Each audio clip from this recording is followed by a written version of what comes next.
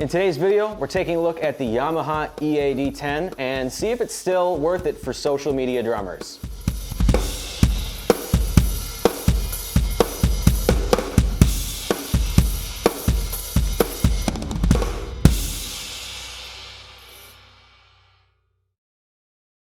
This video is sponsored by Zounds.com, so be sure to check the links in the description if you want some more information on the Yamaha EAD10. Back in 2017, when Yamaha announced the EAD10, I was really skeptical. The hybrid drum set to me seemed kind of pointless because I'm always using microphones when we play live. I'm not thinking about, oh, can I trigger stuff? And I used to think triggering was kind of lame, which it's not. Let me get that out of the way. The thing with the EAD10 is you only get one kick drum trigger and then a single mic that's also like integrated into that trigger. So I didn't really think that it was gonna produce a good sound quality, especially compared to having a fully mic'd kit. But I can't remember the last time I've had more fun playing my drum set since trying out the EAD10. Similar to how electronic drum sets have brains, the EAD10 acts as a sound module for your acoustic drum set. So we've got a sensor unit that's clamped onto the bass drum hoop down here, and it can trigger all kinds of different kick drum sounds when you play. The sensor has a built-in microphone that picks up the sound of your entire drum set, and the whole sound of the kit is mixed in with various effects that you can change on this unit. There is one slightly annoying issue that I found with the sensor. When you go to unscrew it here, if you over tighten, now you need to be careful. This rubber piece that protects your hoop tends to unscrew, and this rubber piece will fall out. Now, if you lose this rubber piece, you won't be able to clamp the EAD10 onto your bass drum anymore. Just be careful of that. And if you run into this problem, all you have to do is put this rubber piece in there, spin it onto the screw, and eventually it'll thread itself and you'll be back to normal. So I would say when you're putting this on the hoop, just don't over tighten it. So for mounting the EAD10 here, I've just got an old cymbal stand and I use a Pearl multi-clamp, and that's all you need. Now there are stands you could probably find that would fit for this, but just use whatever you have laying around and it'll work fine. At a fundamental level, the EAD10 gives you a kick drum trigger and one microphone that blends the signals of your kit.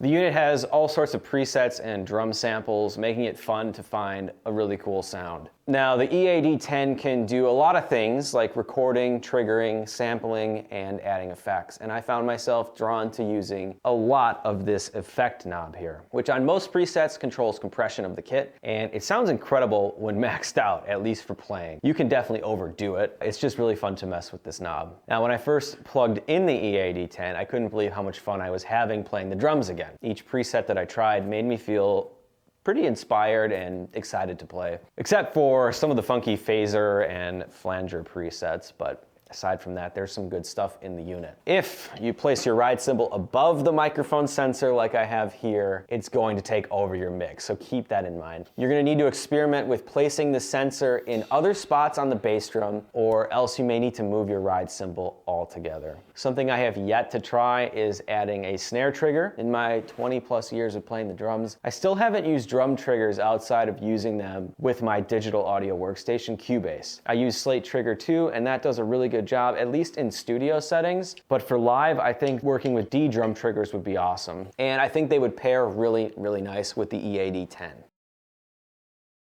I'm just gonna walk you guys through a couple of the presets on the EAD10. First, we have the arena preset. You can already hear it sounds like I'm in a stadium.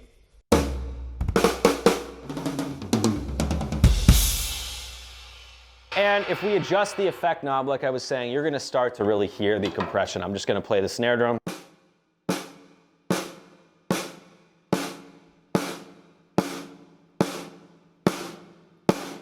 You hear how the drum becomes a lot longer, like more sustain on the snare wires especially. It really brings down the attack of the snare, which can be good in some circumstances, and as it is right now, this is way too much compression.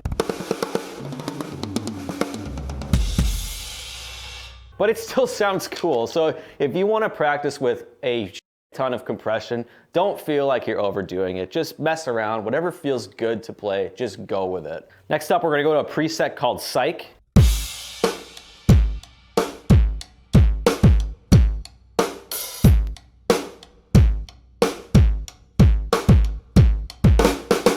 Not Not really a kick sample I'm a fan of. Next up we have Dynaphaser. You can really hear it in my voice.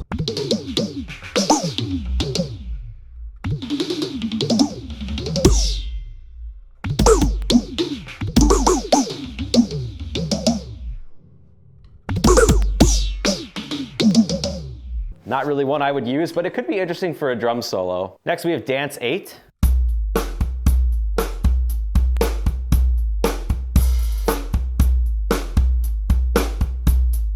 I really, really like the sustain of that kick drum. Let me add a little bit of compression.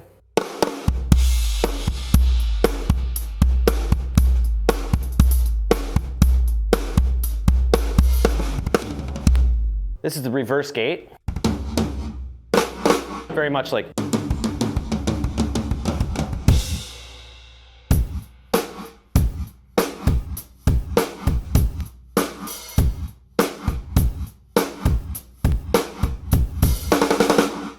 This is 8th note.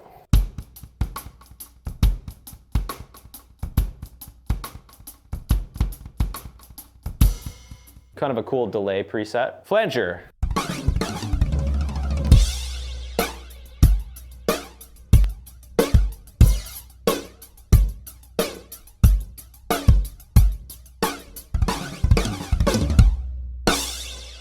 This one's called Dirty. This is kind of a very distorted kit.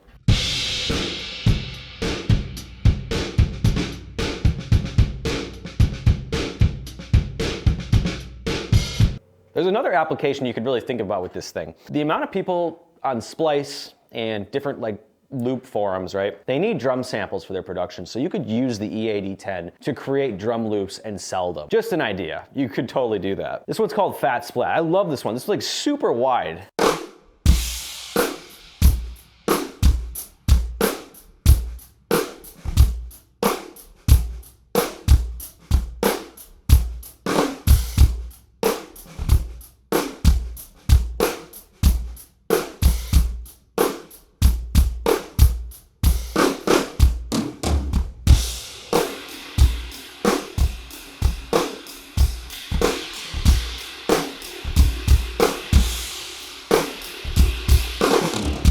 This one's called It's 1985. I'm assuming this is gonna be another gated one.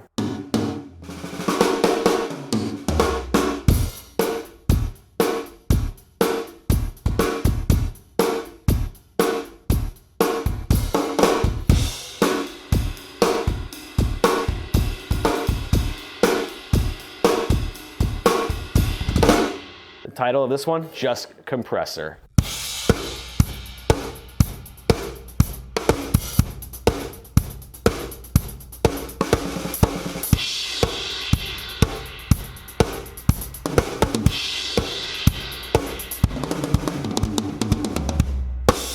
Studio Reverb.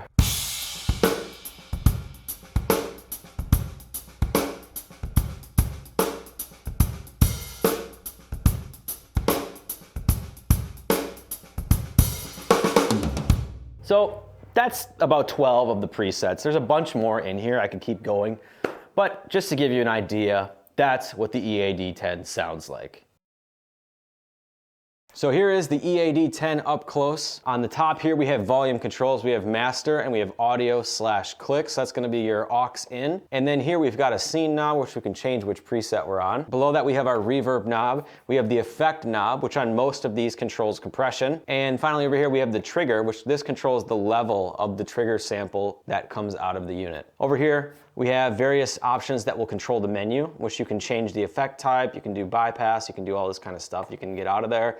We can change the reverb type, we can go into trigger, and we can change which sample we're using. There's a recorder function, and the click track button is right here. And if you click this button on the right here, this is gonna adjust the microphone and the trigger. And if we hit menu, there's a bunch of different options we can do for changing scenes, changing the triggers, there's some utility options, so on and so forth. Now the sensor itself, very, very sleek. On the back here, we have two mono outputs. Now there's two cables that come with the unit that you're gonna connect right from here into your module. Let's see here. Now for me, I like to take the right angle ends and take those and plug them in to 1 and 2. They're labeled A and B. on the cable so you know which one goes where. Then on the sensor, we also have A, B. So I'm gonna take the A cable, go into the A, B, boom, you're done. Very cool. It's made of metal. It's really, really high quality feeling. Now, this little piece on the top here, this is gonna control the clamp. Let's see if we can see that. As I twist this down, that's where it's gonna clamp right onto your bass drum hoop. So on the back here, we have a foot switch input. We have USB, 2 different types here. We have one that goes to a device and one that goes to a host. For us, when we plug in our phone, we're gonna grab a USB cable, printer cable usually, and we're gonna go into this. Here's the end of that cable. And then now, for an iOS device, I needed this USB to Lightning adapter. So there's that, and then from there, we go right to our phone, like that. It is kind of annoying that you don't get everything in the box you need to use this right away. So be aware, you will need to get some sort of adapter depending on what kind of phone you have. Moving forward on the back, we have a 12-volt power. We have the kick in, which is the A and B here. Same with the snare, which has a stereo in. You can also add 2 toms if you want. There's a 5 and 6, and really you could make up any trigger you wanted. But these are gonna be only mono. You can't use like a 2-zone pad, for example. Like let's say you wanted to hook up a dual zone tom pad or something.